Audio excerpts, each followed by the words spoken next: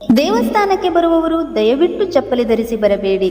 ಚಪ್ಪಲಿ ಹಾಕದೇನೆ ಮನೆಯಲ್ಲಿ ಬಿಳಿ ಬಟ್ಟೆಯಲ್ಲಿ ಅಕ್ಕಿ, ಬೆಲ್ಲ, ತೆಂಗಿನಕಾಯಿ, ಒಂದು ಮುಷ್ಟಿ ನಾಣ್ಯವನ್ನು ಕಟ್ಟಿ ಅದಕ್ಕೆ 3 ದಿನ ಪೂಜೆ ಮಾಡಿ ಬರಿಗಾಲಲ್ಲಿ ಇಲ್ಲಿಗೆ ತರಬೇಕು. ಇದು ದೇವಸ್ಥಾನದ ನಿಯಮ. ಹಗಲು ರಾತ್ರಿ ಕಷ್ಟಪಡುತ್ತಾ ಹೋಮ ಹವನ ಅಂತ ಕಷ್ಟಪಟ್ಟರೂ ಕೂಡ ಹಣ ಉಳಿಯುತ್ತಿಲ್ಲ, ಬಿಸ್ನೆಸ್ ಮಾಡೋಕ್ಕಾಗುತ್ತಿಲ್ಲ ಅನ್ನುವರಿಗೆಲ್ಲ ಅದೊಂದು ಕ್ಷೇತ್ರಕ್ಕೆ ಹೋದರೆ ಮಾತ್ರ ನಿರೀಕ್ಷೆ ಮೀರಿ ಬೆಳೆಯುತ್ತಾರೆ. ಇದಕ್ಕೆ ಸಾವಿರಾರು ನಿದರ್ಶನಗಳಿವೆ. ಆ ದೇವಿ ಕ್ಷೇತ್ರದಲ್ಲಿ ಅಂಥದ್ದೇನಿದೆ? ಆ ಕ್ಷೇತ್ರಕ್ಕೆ ಹೋಗುವಂತಹ ವಿಧಿವಿಧಾನಗಳು ಹೇಗೆ? ಇದನ್ನೆಲ್ಲ ನಿಮ್ಮೊಂದಿಗೆ ಹಂಚಿಕೊಳ್ಳಲು ನಾನು ಬಂದಿದ್ದೇನೆ. ಅದೇ ಕರ್ನಾಟಕದ ಕರಾವಳಿಯ ಉತ್ತರ ಕನ್ನಡ ಜಿಲ್ಲೆಯ ಹೊನ್ನಾವರ ತಾಲೂಕಿನ ಬಂಡೂರು ಕ್ಷೇತ್ರ. ಈ ಕ್ಷೇತ್ರಕ್ಕೆ ನಿಯಮಬದ್ಧರಾಗಿ ಬಂದವರೆಲ್ಲ ಆರ್ಥಿಕವಾಗಿ, ಮಾನಸಿಕವಾಗಿ ನೆಮ್ಮದಿ ಕಂಡಿದ್ದಾರೆ.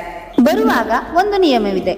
ಬಿಳಿ ವಸ್ತ್ರದಲ್ಲಿ 1 ಬೊಗಸೆ ಅಕ್ಕಿಯನ್ನು ಹಾಕಿ ಅದರ ಮೇಲೆ 1 ತೆಂಗಿನಕಾಯಿ ಇಟ್ಟು ಇದರ ಮೇಲೆ 1 ಮುಷ್ಟಿ ನಾಣ್ಯವನ್ನು ಇಟ್ಟು ನನ್ನ ಸಕಲ ಕಷ್ಟ ನಿವಾರಿಸು ಎಂದು ಗಂಟನ್ನು ಕಟ್ಟಿ 3 ದಿನ ಶುದ್ಧಾಚಾರವಾಗಿ ಮನೆಯಲ್ಲಿಯೇ ಪೂಜೆ ಮಾಡಿ ದೇವಸ್ಥಾನಕ್ಕೆ ಬರಿಗಾಲಲ್ಲಿ ಬಂದು ಮುಟ್ಟಿಸಿದ ಭಕ್ತನ ಸಕಲ ಕಷ್ಟ ಕಳೆದು ಸಿರಿ ಸಂಪತ್ತಿನಲ್ಲಿ ತೇಲಾಡಿಸುತ್ತೇನೆ ಎನ್ನುವುದು ಈ ದೇವಿಯ ವಾಕ್ಯ.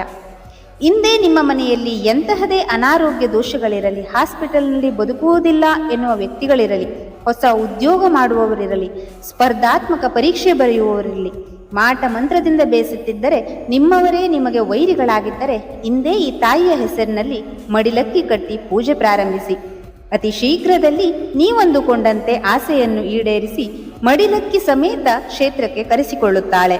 ಸರ್ವೇ ಜನ ಸುಖಿನೋ ಭವಂತು.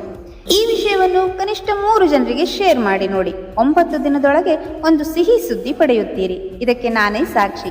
ಕಲಿಯುಗದಲ್ಲಿ ಕೂಡ ದೇವರಿದ್ದಾನೆ ಎನ್ನುವುದಕ್ಕೆ ಬಂಡೂರಮ್ಮನ ಮಹಿಮೆಯನ್ನು 1 ಬಾರಿ ನೋಡಿದರೆ ಅರ್ಥವಾಗುತ್ತದೆ. ಈ ಕ್ಷೇತ್ರಕ್ಕೆ ಭೇಟಿ ನೀಡಲು ಇಚ್ಛಿಸಿದರೆ ಅನುಮಾನಿಸದೆ 1 ಬಾರಿ ಹೋಗಿ ಬನ್ನಿ. ಧನ್ಯವಾದಗಳು.